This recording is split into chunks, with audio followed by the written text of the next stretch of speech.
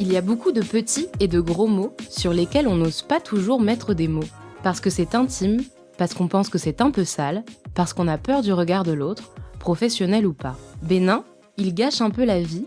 Plus grave, ils peuvent évoluer en maladie à surveiller. Ces questions gênantes, vous nous les envoyez et c'est nous qui les posons à votre place à des médecins qualifiés. Questions gênantes, proposées par l'application Livy, le centre de santé digitale qui vous permet de consulter un médecin en téléconsultation. Depuis l'épidémie de Covid, Sarah a développé une vraie crainte du virus, au point de se demander si elle ne devient pas hypocondriaque. Comment gérer son angoisse ? Réponse d'Elie Winter, psychiatre libérale à Paris. Si un patient venait vous voir en vous disant que l'épidémie de Covid l'inquiète tellement qu'il a l'impression d'être devenu hypocondriaque, qu'est-ce que vous lui diriez ? D'abord, je chercherais à savoir si c'est une petite inquiétude en passant ou si c'est très très grave, parce que justement, ça peut aller de j'ai un petit peu peur, ça me gêne, mais je vais quand même travailler, voir des amis, je vais dans les grands magasins parce qu'il faut bien que je nourrisse ma famille et tout ça. Dans ce cas-là, bon, c'est embêtant, mais ce n'est pas très grave, jusqu'à des cas qui peuvent être carrément suicidaires. Je ne peux plus du tout sortir. Si je sors, il va y avoir des catastrophes. Je préfère me suicider. De toute façon, la vie est trop horrible. Voire des cas délirants, ou sous prétexte d'avoir peur d'une maladie, on peut imaginer que la maladie, dans les idées complotistes qui circulent, il y en a beaucoup, que cette maladie est envoyée par le KGB, qu'il envoie exprès pour nous. Donc c'est des cas assez différents. Mon premier réflexe, c'est de voir est-ce qu'on est dans le cas plus classique quand même de ça m'embête un petit peu, ça me fait un peu peur, il y a un truc que je ne maîtrise pas, ou dans un cas grave, soit suicidaire, soit délirant. Comment ça se déclenche la plupart du temps, l'hypocondrie ? Justement, selon les cas, c'est assez différent. Si on a un cas plus classique, plus gentil, ça part d'abord d'une angoisse, avant qu'il y ait la peur du Covid en particulier, ou de telle ou telle maladie. L'angoisse est là d'abord, et on ne sait pas bien de quoi on a peur, mais on sent de la peur. Notamment, par exemple, parce qu'on a beaucoup été protégé avant, et que donc si on a été protégé, c'est qu'il y avait un danger, et puis maintenant, papa, maman n'est plus là pour me protéger en tant qu'adulte, donc si on ne me protège plus, c'est donc que je suis en danger.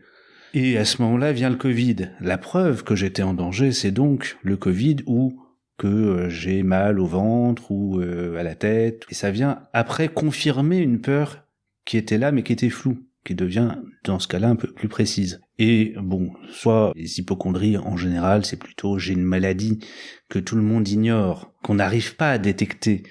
Et donc, je me demande si y a enfin un médecin qui va m'entendre, avec ce paradoxe qui est quand même génial, que l'hypocondriaque arrête pas de dire qu'il est malade et tout le monde lui dit qu'il n'est pas malade, et qu'on finit par lui dire, bon d'accord, vous êtes malade, mais vous êtes malade de la tête, et qu'il nous dit en opposition que non, pas du tout, il n'est pas du tout malade de la tête, il a une vraie maladie, et il veut bien, à la limite, que tout ça l'angoisse et qu'il faille soigner l'angoisse quand même, mais il n'en démord pas, il a forcément une maladie cachée, introuvable, qui nécessite de faire d'autres explorations, et qui met les médecins dans un échec total, parce que les médecins, une fois qu'on a fait des bilans assez larges, il y a un moment où on se demande si on va pas nuire au patient en lui faisant plus de prises de sang, plus de radio, d'examens, on peut lui faire des biopsies, on peut lui faire, voilà, mais à chaque fois tous ces examens coûtent de l'argent et puis peuvent rendre malades eux-mêmes.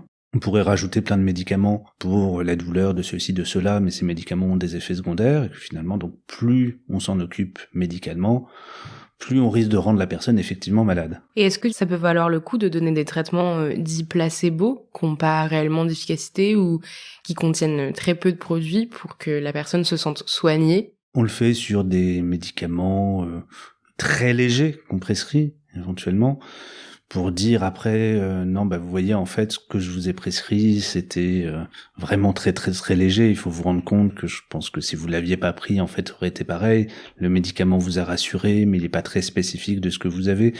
En pratique, si le but c'est de dire à quelqu'un que il a des vraies inquiétudes, que ça se passe pas dans son corps là où il croit mais dans des préoccupations psychologiques, on lui tend pas un piège pour lui dire que en fait il s'est trompé, on essaye de lui surtout de voir en quoi il a raison. Oui, il a raison.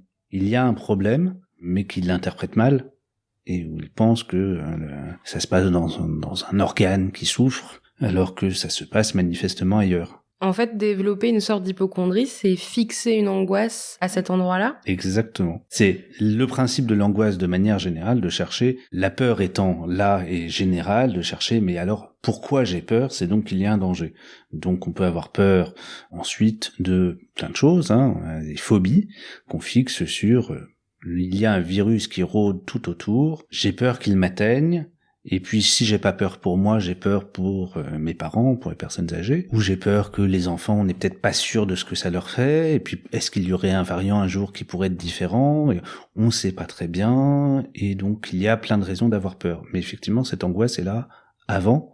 On retrouve très souvent le fait d'avoir été chouchouté, coucouné, un enfant très protégé, surprotégé, qui n'a donc pas appris à se protéger du danger, n'a pas appris à aller se confronter et à voir si ça fait peur ou pas, si ça fait mal ou pas. Quand on dit à un enfant tout petit qu'il faut pas qu'il monte l'escalier parce qu'il risque de tomber de la première marche, du coup, effectivement, on arrive à l'empêcher de tomber de la première marche. Un jour, il risque de tomber, du coup, de très haut. Alors que ça aurait été vachement bien qu'il tombe de la première marche. S'il était tombé en bas de l'escalier, il aurait dit « aïe ».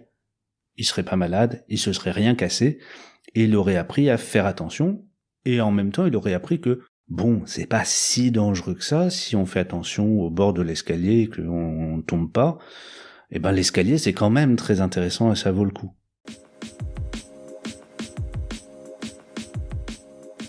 Qu'est-ce que vous conseilleriez à quelqu'un dont le proche est hypocondriaque ? On peut imaginer un couple dans lequel l'un ou l'autre est devenu complètement paranoïaque. Qu'est-ce qu'on peut faire pour raisonner son proche ? Alors justement, vous dites le mot paranoïaque, et c'est le problème. Quand ça vire à la paranoïa ou à l'hallucination, là, c'est très clair, il faut qu'un psychiatre intervienne. Et précisément, si c'est quelqu'un qui est vraiment paranoïaque, parce qu'il est paranoïaque, il ne voudra pas qu'un psychiatre intervienne, parce qu'il va se méfier du psychiatre qui ne va rien comprendre, qui va sortir des théories fumeuses, et ça va être assez compliqué. Mais c'est d'autant plus nécessaire si c'est vraiment délirant. Après, si c'est pas complètement délirant, la différence, c'est de savoir que j'ai peur de quelque chose, mais dans le fond, je sais que c'est pas vrai et que mon angoisse va trop loin et exagère. Le paranoïaque, il a peur, et il y en a ras-le-bol de tous ces gens qui ne comprennent pas à quel point le danger est réel et immédiat. C'est de la psychose, on a perdu le contact avec la réalité. Donc si c'est un couple où l'autre est devenu vraiment paranoïaque, il faut absolument chercher tous les moyens de faire consulter par un psychiatre, donc s'adresser à un généraliste, demander à des gens autour si on connaît un psychiatre, s'il n'y a pas quelqu'un qui connaîtrait un psychiatre, en parler. Pouvoir dire je suis inquiète pour toi, là vraiment je crois que ça va trop loin et je t'aime tellement que je ne veux pas qu'il y ait un truc positif, quoi. C'est pas de la condamnation, mais faut que je te sorte de là, moi je veux un avis psychiatrique.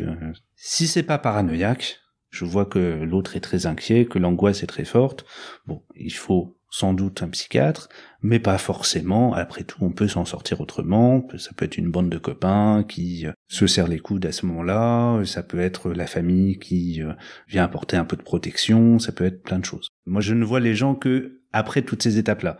Donc, une fois qu'ils sont arrivés dans mon bureau, je dois évaluer si on va parler, rassurer, remettre les choses en perspective, dire attendez quand même, le Covid, vous vous rendez compte, c'est quand même extraordinaire cette affaire.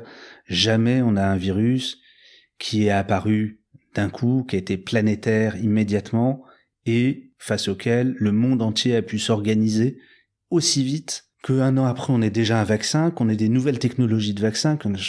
C'est sidérant à quel point finalement on est réactif, organisé face à ce virus et à quel point il y a peu de morts par rapport à ce que ça aurait été 50 ans plus tôt.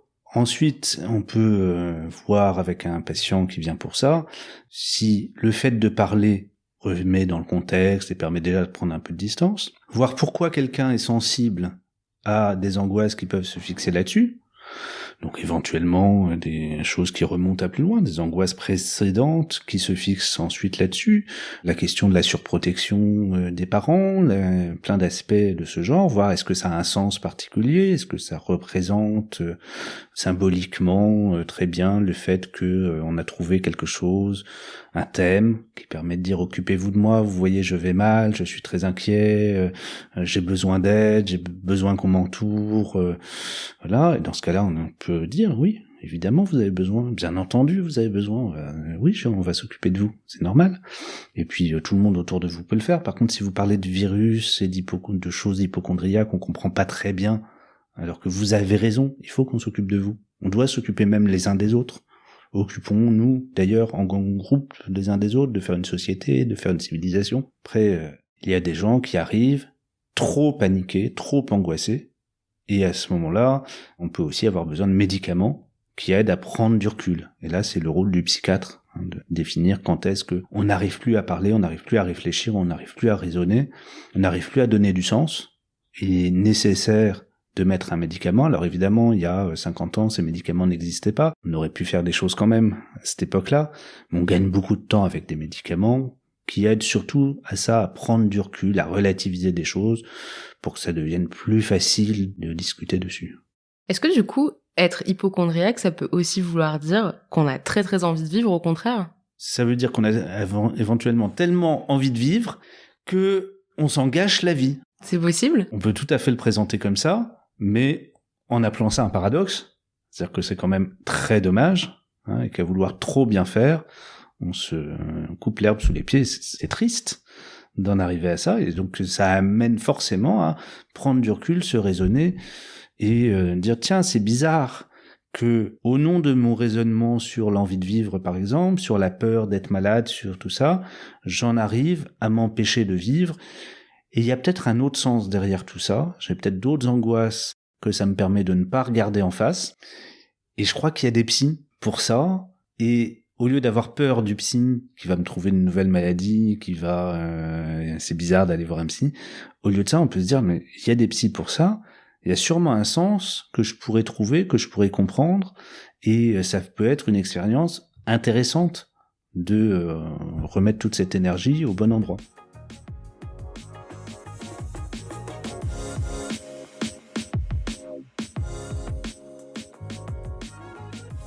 C'était Questions gênantes, le podcast qui pose les questions à votre place, proposé par Livy, le centre de santé digitale, qui vous permet de consulter un médecin en téléconsultation et produit par Slate.fr.